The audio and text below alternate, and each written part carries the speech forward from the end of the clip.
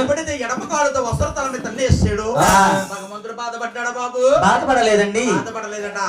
ఆ మహావిష్ణు అంటా ఉన్నాడు, ఏమని? ఈ మహానుభావ నా యొక్క వస్త్ర తల మీద తన్నందుకు నాకు బాధగా లేదు, కానీ ఈ యొక్క పాదమేమన్నా నొప్పి చేసిందా తండ్రి అలాగే ఓదార్చి మహావిష్ణువు కింద కూర్చుని భృగుమార్సుడు శాస్త్రాల మీద కూర్చుని పెట్టి మహానుభావుడు ఏం చేస్తున్నాడా?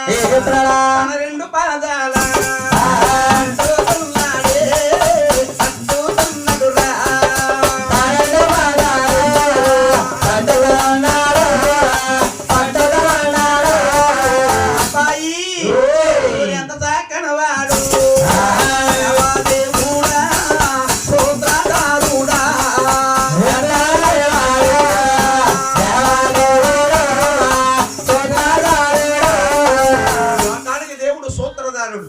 తన రెండు పాదాలు పడుతున్నాడు.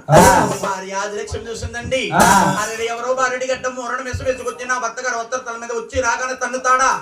అది ఒక తప్పు. నా భర్త గారు కూర్చుండి శాస్త్రాల మీద కూర్చుండి పెట్టాడు, అది ఒక తప్పు.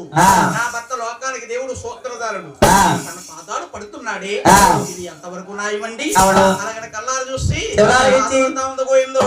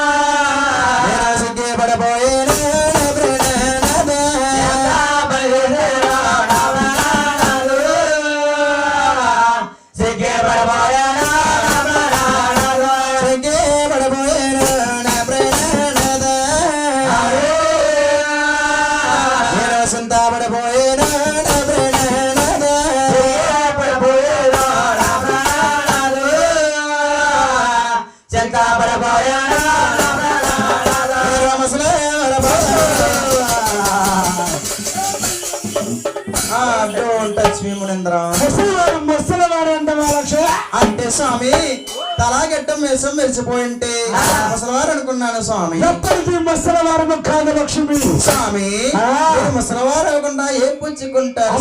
అమృతము పుచ్చుకుంటాము. బాబా మనేంద్ర, అమృతం అంటేని ఊరు తరలి ఉంటది కదా, కింద కొట్టి పైన తిప్పేదేనా? కింద కొట్టి పైన తిప్పేది. అటో వెంకన్న గారు మురుక్కలు అంటే వారు తాగుతారు.